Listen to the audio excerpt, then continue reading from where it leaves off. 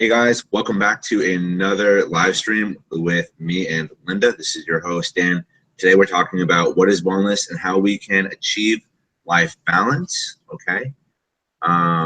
So we're going to talk about, topics like mental, physical, and spiritual well-being, how people are operating, in their day-to-day, just things that we're commonly overlooking in our life, where we all have kind of something that we overlook, and the idea is that the more balanced we can be, the more things will come to us. So I want to let Linda start off this because there's a lot of cool ideas that I want to get into, but I want her to always share her perception first, and then we can build off of that. Good morning, Daniel. Hi, everyone, once again. I hope today's subject turned out to be a little bit more informative to, like how we talked a couple of weeks ago about health. Wellness is the process of how we try to get healthy in mind, spirit, and in physical, in body, because or whatever we do, because in order for you to be able to get there, you have to actually go through the process of doing it. It's not just knowing that that is what it's all about, or just learning about it, but actually doing it. So I think it's a very interesting subject. It could be expanded to many areas, because you could talk mainly about nutrition, or you could talk mainly about what you do as an activity, or how you could spiritually work with this to actually be healthy. Yeah, because like the whole umbrella concept, right, is life balance. So when you talk about mental, physical, and spiritual, people don't even know maybe what that means. And for me and you being personal development junkies, we kind of understand like the routes to take to kind of achieve life balance. Right. But to somebody maybe down the road, or someone you sit next to, or somebody you know personally, they'll be like, I don't understand what you mean by life balance. So it's very important that you emphasize within any field that you are in what you're talking about, just so there's like an etiquette and clarity, right? Right. So like, what do I mean by life balance? I mean it involves your overall wellness, right, from physical, mental, and spiritual, right? Meaning, Right. Exactly. Taking care of your physical body, taking care of your mental acuity and your mental focus, your mental health, staying active mentally and spiritually, feeling resonant with your core, your emotional self, your masculine or feminine self, your overall life purpose perhaps, and your own fulfillment and happiness. You know, so kind of what life balance is, it encompasses these things, but it encompasses your daily life, right? Your happiness, what you're like, the different dimensions of your life. A really good example is the wheel of life, right? As you probably know about. Wheel of life is just, the different dimensions. And this is something I really hesitate, like I'm very focused on with my clients, because, when I work with people, it's really a matter of somebody having life balance and then being able to approach whatever the challenge they're facing, especially in dating, especially with any field that you're trying to focus on. So if you're viewing this and you're watching this right now, and you're like, I can't do X, Y, or Z, I can't get to the next, level at my job, I can't get a promotion, or I can't start that business, or I can't get the guy or girl, or my relationship's not working. A lot of these bigger challenges come from not being balanced. And so if you find yourself to be like, if you had to rate yourself from like a 1 to a 10, 10 being like really balanced, if you were anywhere underneath like an 8 out of 10, 7 out of 10, you should really stop what you're doing and put these challenges on hold and work on yourself, and then go from there. Because denying yourself that balance denies yourself all the opportunity that would come if you had balance, which are those things. Right, exactly. And when you're able to see that you're doing that, you it, everything about what you're working toward, or how you live, how you're feeling personally, as to how you're working with other people, and how you could get them to feel good about themselves. It's balancing.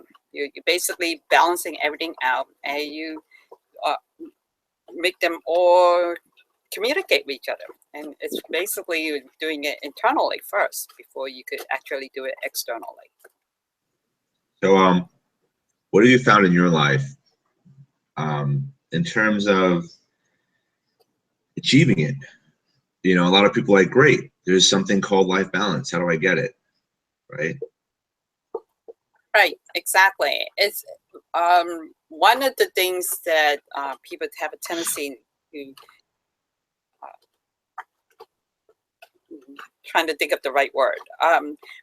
Very often people tend to work very, very hard, and they Right. think that's what makes them, what makes their life worthwhile, valuable, is because they're constantly working, and they forget about the other part of their life, because once they work with a company, or they work from company to company and get to the point of retiring, then they're lost, because they have never made a point to focus on what they personally feel comfortable about themselves, or about what they're doing. And so therefore, life balance is being able to say, okay, I could take a piece of the pie and say, this is devoted to work. And I could take a piece of this pie, the same pie, and get it devoted to my family, whatever it is, my immediate family, my relatives, my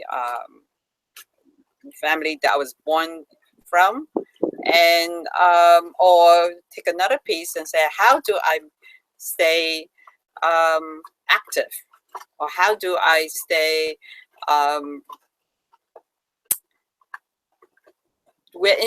entertainment, or having something fun to do is another piece of the pie that will benefit them, to make them feel that their life is not strictly just one thing.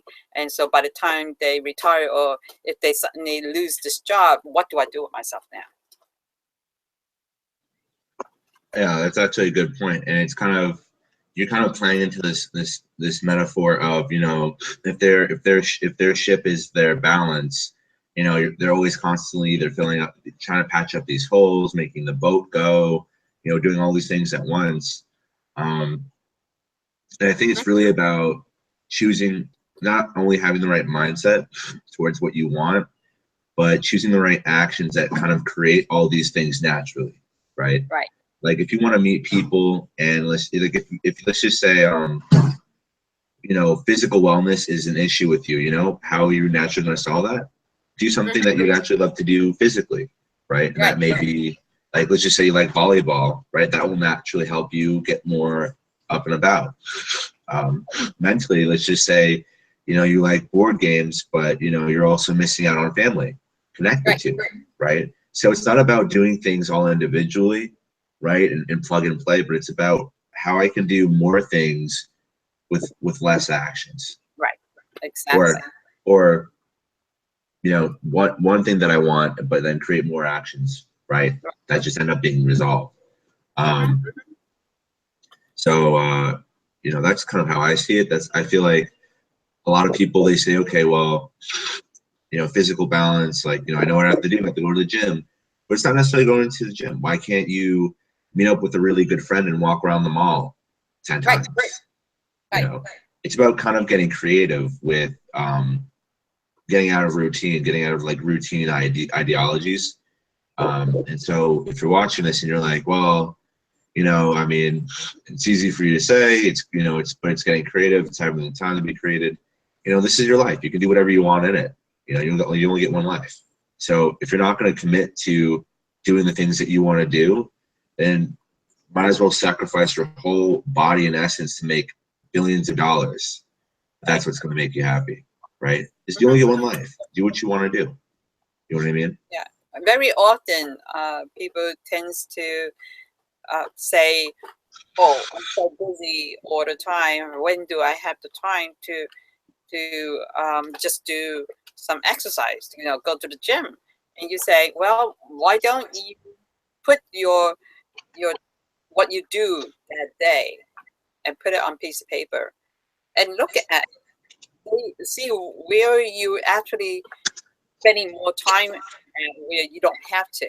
You know, if you say, okay, I'm sitting in front of the computer and I hang out on Facebook or I do email like 4 hours, and you're saying, well, what do you do in Facebook that make you stay on it for 4 hours? Is it your Yeah. business, or is it just chatting with other people and getting involved in conversations that may not be that important to you? And so you say, okay, so instead of doing 4 hours, I'll cut it down to 3. And that 1 hour could be put into a different activity that if you say, okay, I'll just move around my apartment or my house or around the block, that's enough to start making the difference. And that there you're already seeing that you're not as busy as you think you are. It's just changing your mindset, changing what you feel that you're constantly doing and saying, oh, this doesn't have to happen. You know, it's not necessary. And a lot of that kind of stems out from being accountable, right? Yeah. In terms of, you know, if you are not satisfied with where you are, not knowing what to do is not enough. You have to figure out what it is that you want to do. You have to figure out, you know, the route to take there, and it's part of, and that's really the journey. And so a lot of people don't realize that part of the journey to getting anything accomplished in life is going down a road you don't know to get to that thing. That's all it is. Like, you know, and it's so weird because people are like, well, I want, you know, to have a certain amount of, you know, money by a certain age, or I want to be within a certain development within my organization. But you know, I just don't know how to get there. And so they stay in the same position for their whole life, not really figuring out the very idea that, or maybe it's like, I want to travel, I just don't know how to make it happen. It's just, you know, you have to discover that. You have to go, you know, down a road you don't know, but you know certain things about that road, right? You know that it's going to involve certain activities, right? You can kind of guesstimate, but you never know what life is truly going to give you unless you actually explore that, whatever it is, right? Even if it's something as working out and staying active and healthy and getting balanced, you know, how am I going to get balanced? What am I going to look like when I become balanced? Right. Right. Right. Like, what is the Exactly. Linda going to look like? Yeah. And I tell people all the time, you know, I'm just like, you know, balance is just, it's very arbitrary. It's just, a balanced you is just a you that's kind of like what you'd be like if you had everything kind of taken care of, you know, and just what that free time and what that energy would give back to you. Right. And that's the second part. So the first part we talked about was the physical, how to get your body to do different things than other than what it's been doing. With the second part is the mental, is getting your mind to work beyond just what you do day in and day out. Just say, okay, I could start challenging myself. I could start telling myself that I don't have to um, just think of this again and again. You know, how can I look at what I want to do, to see if I could do it. You know, if I look up on the internet to give myself some new ideas, that's the second balance. Yeah, and I think, you know, I think we have to really take a look at what really what really fuels the heart and mind, and like what creates a balance for the heart and mind when it comes to mental. Because I think mental isn't just the head, it's the heart too. Right. You know, there's an aspect where they connect and they try to make decisions based off of what they both want. So, Right. you know, I've done a lot of research into, mental health, and I've done a lot of research into, obviously kind of like a core health, right? Your heart. Mm-hmm. And, to make both of those happy, right? Your mental health, you really have to align both always. Right. And then that kind of creates that balance. And as long as you're doing things that you always feel that you think are right versus, really kind of training your head to be more, you know, have that balance of subjectivity and objectivity, and give your head like different exercises and things to do in your life that aren't really life decision making Mm-hmm. experiences, but are more micro level experiences, or more ways to just kind of have fun with how you naturally think. And I'll give you an example, right? Like, you would never want to lean on your head for what you should do for the future. Your head is what maybe will help you get to the future, and it will help you with all the different tasks, and will help you do whatever X, Y, and Z. But your heart enjoys, being listened to, right? Right. It enjoys, being the direction. And so a lot of people will fail just because they don't listen to their heart, to their core. And That's true. like, I decided to, at my core, I thought it was best to move out to Oklahoma with this guy, Uh-huh. and Uh-huh. work on what we're doing out here. And if I listened Right. to my head, I'd still be in New York, right? Right. And Right. it's not Exactly. just about decision making, but it's about connecting the two. And Right. there's so many. This topic opens up so much, about mental and kind of like emotional heart health. Uh-huh. Like, you got to keep the mind stimulated, and you have to keep the heart feeling, right? Right. You have to, the heart's always going to desire something, and the head's always going to be like, how do I make what the heart wants come to life, Right. right? Exactly. Another example is someone who um, feel that they're totally stuck in a situation that there's so many things going on, and this person feel afraid of doing them because there is so much. And like, what if I did this and it goes wrong? What if I did that if it goes wrong? And I often say to them, to these people, is, follow your heart. Your heart is the one who's going to tell you what is the right path to follow, and your head is going to try to stop you, because sometimes like when you say, "Oh, I'm not worth it." Um, how can I justify for the change I'm going to make? I'm supposed to be following this path, and if I suddenly let my heart tell me, what if everything goes wrong? And you say, well, very often your heart is the one who really knows, because it has the intuition. You go by your guts. That's where um, very often the what you really want to do is coming from there, and your head eventually go along with it, because start to find support, start to find ways of how to make that work. Yeah, it's just about figuring it out, or just closing in on what it is. Because, like, it's kind of like you start at point A, and then there's just point B, and it's kind of like, it's like a laser focus after a while.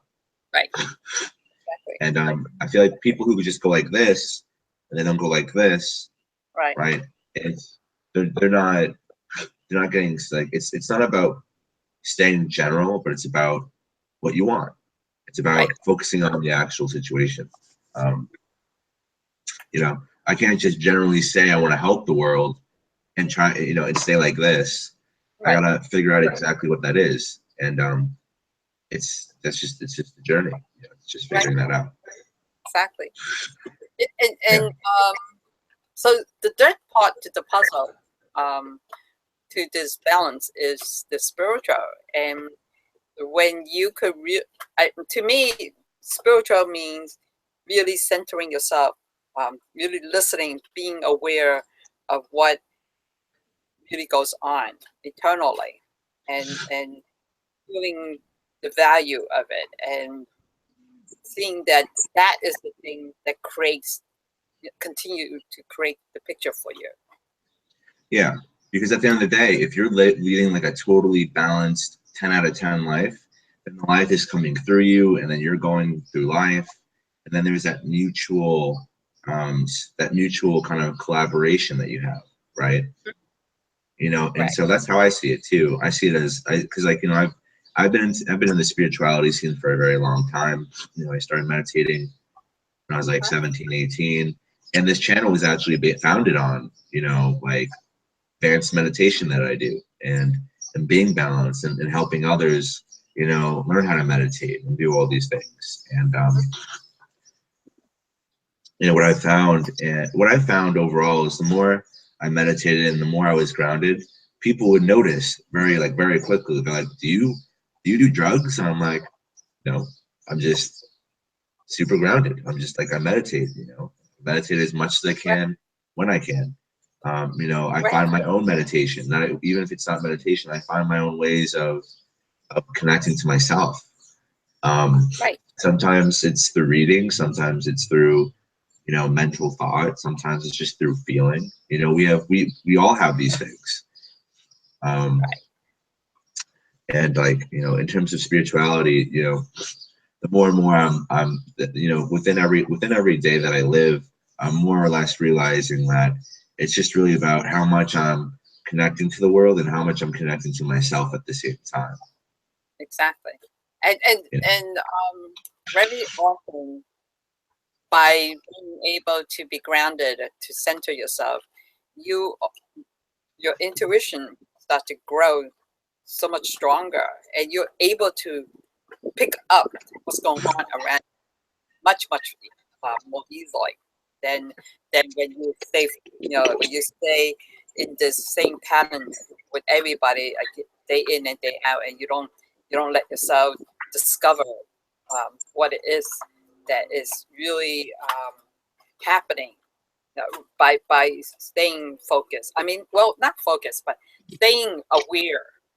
Yeah. That awareness is the thing that really open your doors to everything that goes on around you. Yeah, you know, staying aware, meaning like you know, staying alert, staying conscientious, being mindful, right?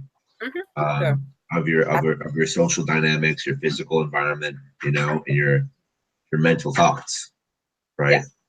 Staying aware of all three, because if you're shut off in one, then you may not necessarily be open and receptive to an opportunity that comes your way, or something that's really going to benefit you, and you were just not conscientious enough to tune in, right? So I believe part of that is really just tuning in, being patient, right? Like right now, like I'm working every day. Like we wake up, me and my friend, we wake up at 4:30, 5:30. You know, we're working. We start our day early, and we go to bed at a great time, and we're actively, you know, staying healthy, being at 100%. I'm also very patient, and so we're doing all this work. We're creating like this huge tidal wave. We're building this momentum, and so eventually something will happen, and things are already happening. You know, things are changing, and I really like that. But it's about being patient, doing right, creating actions for yourself, and being patient, and then listening, right? And you need that listening part, because you can create everything for yourself, you know, by doing, and then you can be patient, and then wait, and then see if something does come your way. But if you're not listening for that very thing to happen, that's kind of like the listening is like your eyesight. And so, you know, somebody can tell you something, or you may see something, but if you don't listen to maybe something in your environment or yourself, or you may not listen to your intuition, you know, meaning you see the opportunity, but you're not listening to yourself, then it'll just walk on by. And you know, you know, for me, I'm just very intuitive. It's really hard for me not to see and be alert or aware of those opportunities. I'm very hyper aware, and I'm very patient naturally. So I'm just kind of like, cool, I want to do all these actions. I'm going to create this, going to help people, going to help the world. And when things come my way, I know what it'll look like. Right. And Well, then, maybe I won't. Maybe I won't because it's still new, right? It's still if it's something, if it's a new opportunity, then it's something I've never, or something, or like blowing this up, you won't know what it is, right? If you're patient and you're creating actions, the thing that's going to be an opportunity in your life, it won't be something you recognize, right? right, right. Very often it is the thing just pops up, and it's Yeah. sort of like that light bulb that just suddenly turns on. You say, "Wow, that's it. That's exactly what I've been looking for." And it could be very, very different from what you've been doing. Yeah. Very true. Yeah, so I mean that's all I really had to say about that. That was a really great idea. I really think it's important for people in in uh in this call, whoever's watching, to know that you know, life, there's so many things that life wants for you. Mhm. You just gotta kind of do your part. And your part is being balanced. It's tapping into all these different aspects of yourself.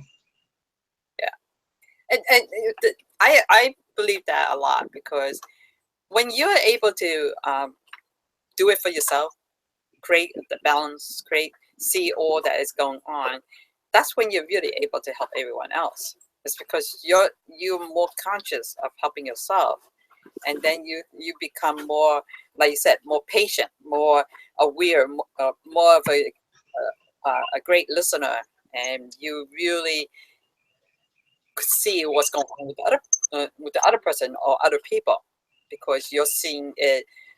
It's sort of like you're asking yourself, how would this affect me? And if this will affect me this certain way, then it's understandable how it's going to affect the other person or the other people. Yeah. Yeah, and again, that's going back to like conscientiousness. Hmm. You know, being the master listener, being a master of conscientiousness, and then being mindful, Right. being alert, Right. right, Yeah. and being aware. They all mean different things, I guess, but in different Yeah. contexts, you know, that have different atmospheres that they operate in. You know, like cool, Hmm. you may be in your environment, but are you in your head? All right, are Right. you in? Great, you're in your head a lot, but are you in your heart and not in the Right. environment? So there's all different kinds of people who have different mixed match challenges naturally, right? Like I'm more in my head and my heart, I'm less in my environment.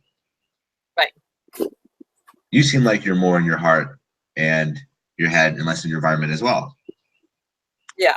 I'm very much that way, and I've grown more and more that way too. It's like the environment is. I mean, even though at times I will balance the environment to it, but it's more my heart and my head first before the environment. I guess Sorry. we could talk about if people are interested in how will they get themselves to this balance. Yeah. To, If you want to get if you've watched through this whole video so far, I commend you.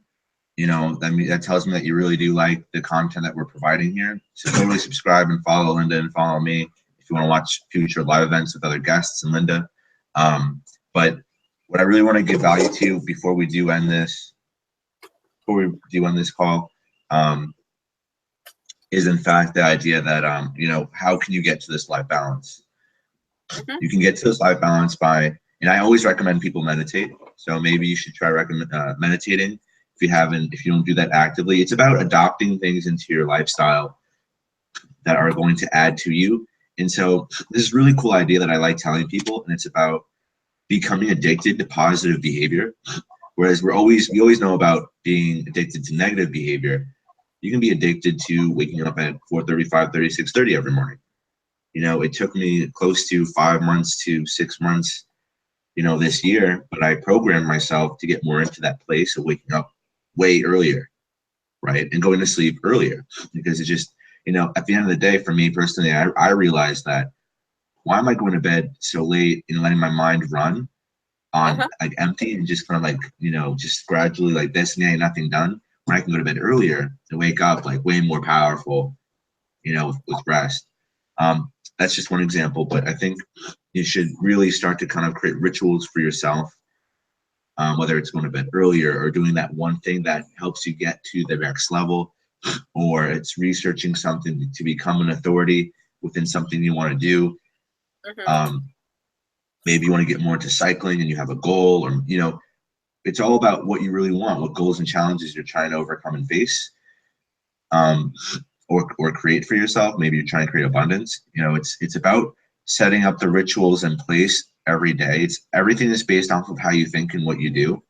And if you're not thinking about how that's whatever you're going to create is going to come to life, and if you're not creating the actions for that very thing to happen, then it's not going to happen for yourself. Like, for example, me and my friend are creating, you know, like a client acquisition, you know, startup, and, you know, mindfully and mentally, we have to know what we're doing, you know, exactly, technically on the micro.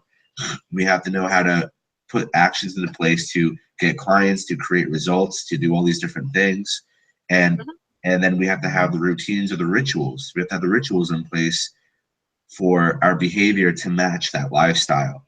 And so it's a very simple equation, right? But you can input that to different aspects of your life, as in, oh, I want a boyfriend or a girlfriend, or, oh, I want to be very mentally healthy, or with life balance, or the rituals do I have in place, right? What do I have in place now that's holding me back? And what do I need to put into my life to make that happen? And then people, if you're watching this, you'll start to realize that if you want one thing, right, odds are you filled up your life with things that are crap, and so you're going to end up having to take things out. So you're going to have to displace certain things to adopt these rituals, because what we love to do as people is the moment we level up, we like to fill that whole space up with stuff. And I think odds are, if you're a human being, you're not a minimalist. So if you're not a minimalist, meaning in every aspect of your life you have space to operate and walk in, and you have fluidity, meaning things can come in and come out of your life. If you want it, you can keep it. If not, you can let it go. A lot of people have their life capacity on full, and I think it's really important that if you want things to come into your life that are new, you need to be able to dilute, get rid of things that are already in your life, so you can make room for more things to come in, right? You know, we love as human beings to fill up that space as soon as possible, you know, to kind of create a lifestyle for ourselves, when the lifestyle we should be creating is what we want, and make it to be able to be fluid, right? Moving, right? A lot of people like to create vehicles for life that don't necessarily have wheels. Right. And because of the fact that they're so you know, like blinders, like the horse blinders, that they were told this is what you want to do, so that's what they do. They just focus on that. And where there are a lot of other things that may create them, they don't see it until they suddenly get to the point when they said, oh my goodness, I lived so many years of my life, I'm in my middle age, and what did I really do for myself besides work on this job? And I realized that's not what I'm all about. I'm so miserable, but because I'm trying to keep up with the Joneses, so I'm just trying to do what everyone told me that this is what I'm supposed to do. That's what they've been doing, and so therefore it's hard for them to see that there are other aspects of them that they had not tapped into. Yeah, and it's about tapping into that, tapping into yourself. Yeah. That's so funny. But hey, I think we should end. This is a really good place to end, but I definitely want to encourage that anybody watching this, if you are watching it, talk about get into the things that we were discussing in this video. Talk about, you know, get into the idea of rituals, get into the idea of taking things out of your life that are hard, or that's very much bullshit, right? Get the bullshit out of your life. Let greater things come in. If you're not happy, then you know, whatever is not making you happy, take out, so you can replace that thing with something that is happy, you in that whatever. Don't be afraid to walk down past that. You don't know. That's the whole essence of life. Right. If you want to be balanced, believe it or not, you're going to need some degree of ambiguity. Absolutely. Right? And unknown. So that's pretty much it. Do you have any ending thoughts, Linda? Again, I'd like to expand on this a little bit more in future days. Come up with other topics about it. Other than that, I would love for people to contact me if they're a lot more curious about this.